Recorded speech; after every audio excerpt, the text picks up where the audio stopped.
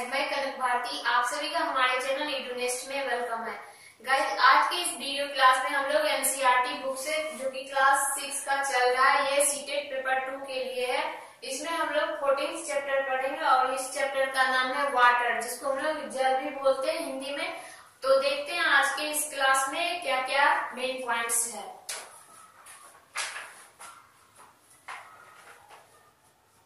जैसा कि हम सभी जानते हैं, जल एक नेचुरल रिसोर्सेज है, इससे ही हम लोगों को प्राप्त हो सकता है। बट विज्ञान का युग है, इसमें बहुत कुछ हो सकता है, लेकिन जो हमारा नेचुरल रिसोर्सेज है उसका मतलब वो क्या क्या है जिससे हमें जल प्राप्त होता है। तो देखते हैं इसमें जल का स्रोत। जल का स्रोत क्या क्या है? जो हमारे नेचुरल रिसोर्स, प्राकृतिक जो संसाधन जहां से हमें जल प्राप्त होता है वो है तालाब, झील, नदी तथा कुआं। ये सारे जल हम लोग पी सकते हैं। कुआं, ये सभी प्राकृतिक स्रोत है। पृथ्वी का कितना भाग जो है जो वो जल से घिरा हुआ है? पृथ्वी का 2/3 भाग जल से घिरा है, जल से घिरा हुआ है, घिरा है। इस जल का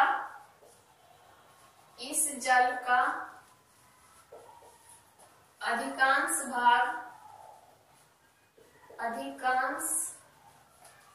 भाग समुद्रों और महासागरों में है।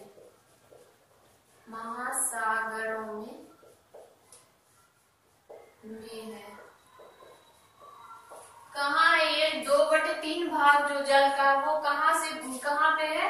समुद्र और महासागर में है। समुद्रों और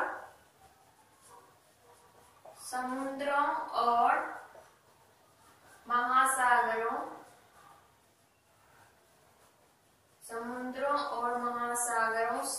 के जल में क्या होता है? लवण होता है, मतलब वो खारा होता है, में लवण होता है,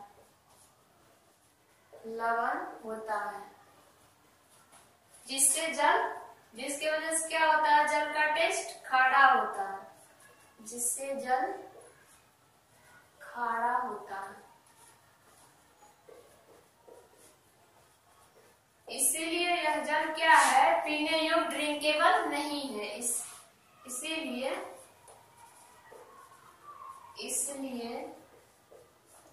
यह जल पीने योग्य नहीं है, पीने योग्य नहीं है।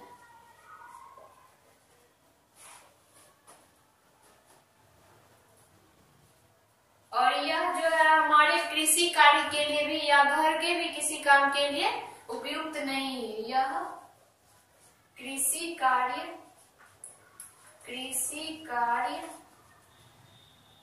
तथा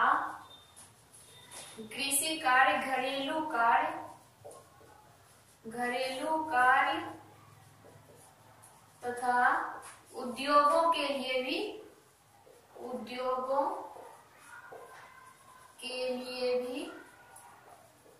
उपयुक्त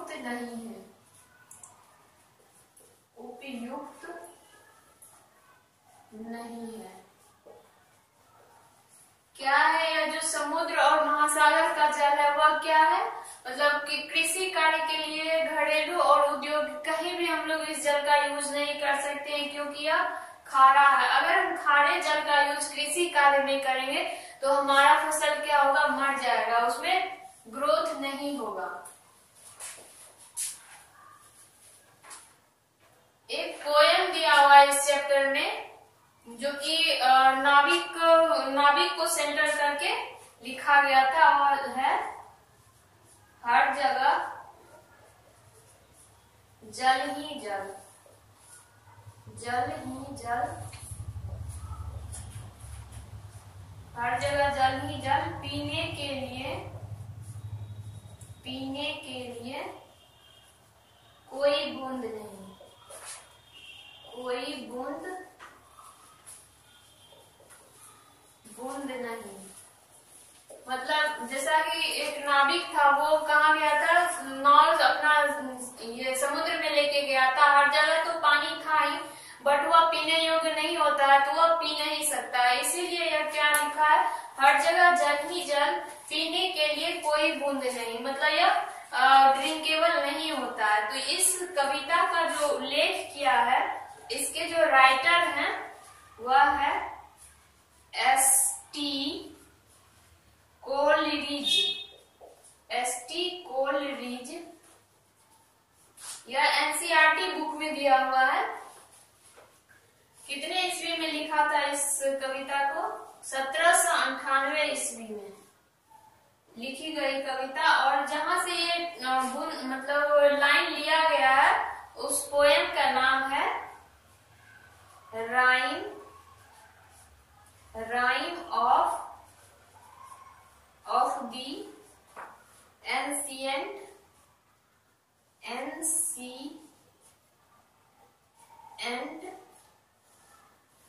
मेरिनर। इस कविता का, ये जो कविता है, हर जगह जल ही जल, पीने के लिए कोई बूंद नहीं, यह line rhyme of the ancient mariner से लिया गया। और इस कविता के लेखक हैं एस.टी. कोलरिज, और यह कविता लिखा गया था 1798 ईस्वी में।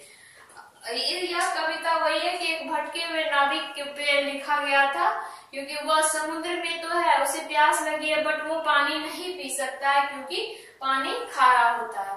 तो गाइस, आज के इस वीडियो में जल, जो नया चैप्टर हम लोग शुरू किए हैं एनसीईआरटी बुक से, जल के बारे में है।